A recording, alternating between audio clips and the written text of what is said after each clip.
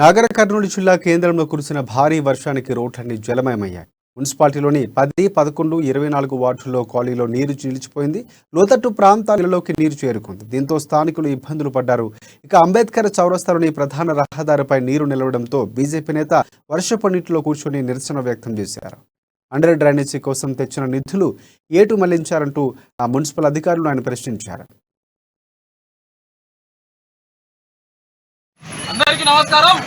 నాగర్ కర్నూలు నియోజకవర్గ ప్రజలందరికీ కూడా నమస్కారం. అయ్యలారా, అమ్మలారా, అక్కలారా, చెల్లెల, అవ్వలారా, తాతలారా, ఇవాళ చిన్న వర్షానికి సైతం నాగర్ కర్నూలు పట్టణం మొత్తం అస్తవ్యస్తం అయ్యే పరిస్థితి ఏర్పడింది.